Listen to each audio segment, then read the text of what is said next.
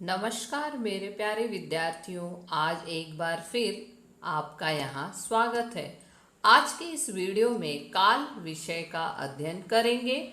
पिछले वीडियो में हम काल क्या है, काल किसे कहते हैं एवं काल के भेदों में से भूतकाल व उसके उपभेदों को हम परिभाषा व उदाहरण सहित पढ़ चुके थे। आज इस वीडियो में हम वर्तमान काल व उसके उपभेदों को पढ़ेंगे। वर्तमान काल की परिभाषा हम देख लेते हैं, जो इस प्रकार है। वर्तमान समय में होने वाली क्रिया से वर्तमान काल का बोध होता है, उसे वर्तमान काल कहते हैं। वर्तमान काल के 3 उपभेद होते हैं। हम वर्तमान काल के कुछ उदाहरण देख लेते हैं। मैं खाता हूँ, गीता पढ़ रही है, सूर्य पूरब में उदय होता है, सीता खेल रही होगी। इन चारों वाक्यों की क्रियाओं में अंतर है। अलग अलग वाक्यों की क्रियाओं में जो है वो पर्याप्त अंतर है, जिसकी जानकारी हम उन उपभेदों के द्वारा प्राप्त करेंगे कि ये जो क्रियाओं में जो अंतर है वो क्यों है। वर्तमान काल जो उदाहरण जो आपके समक्ष है, वर्तमान यानी जो चल रहा है। समय, छात्र पाठ पढ़ रहे हैं, दादी गीता को सुला रही है। वर्तमान काल हो गया। अब हम आगे बढ़ते हैं, सामान्य वर्तमान काल पढ़ेंगे। परिभाषा, सामान्य वर्तमान काल उसे कहते हैं जिसमें क्रिया के होने का बोध होता है। सामान्य वर्तमान काल में कर्ता के लिए ने विभक्ति नहीं लगती। क्रिया कर्ता के लिंग वचन के अनुसार होती है। यदि क्रिया के अंत में ता, ती, ते, हो, है लगा हो तो वाक्य सामान्य वर्तमान काल का होता है। जैसे मोनिका विद्यालय जाती है, मैं चलता हूँ, तुम बहुत सोते हो, बच्चे खेलते हैं, वह मेधावी छात्र है, तुम बहुत शरारती हो। यहाँ पर स्क्रीन पे एक चित्र जो है वो दिखाया गया है, जो सामान्य वर्तमान काल की क्रिया है कि जो क्रिया चल रही है वर्तमान काल में, उससे ये बोध होता है कि जो क्रिया है वो सामान्य वर्तमान काल में कर्ता जो है वो कर रहा है। अगला जो है अपूर्ण वर्तमान काल।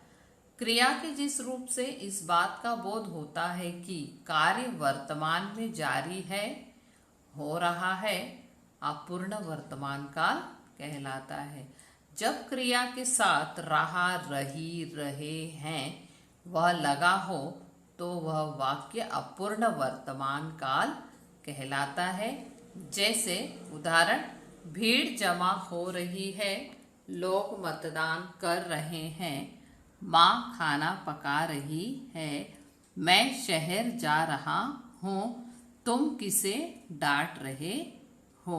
क्रिया जो है वो चल रही है, वर्तमान काल में जो है वो क्रिया जो जारी है उसे हम अपूर्ण वर्तमान काल कहते हैं। अगला पूर्ण वर्तमान काल।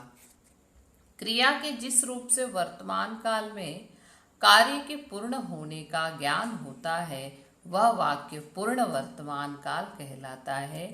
प्रायः सामान्य भूतकाल के वाक्य में आगे हैं लगाकर पूर्ण वर्तमान काल बनाते हैं। क्रिया के साथ चुका, चुकी, चुके, हैं, ही, हो, हूँ लगाकर भी पूर्ण वर्तमान काल बनाते हैं।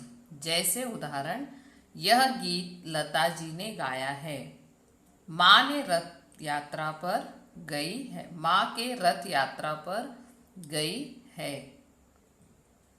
महात्मा गांधी जी असहयोग आंदोलन का मार्ग सिखा गए हैं, मैं सब कुछ जान चुका हूँ, तुम कहाँ से आए हो, अब सब कुछ खत्म हो चुका है, सभी सदस्य खाना खा चुके हैं।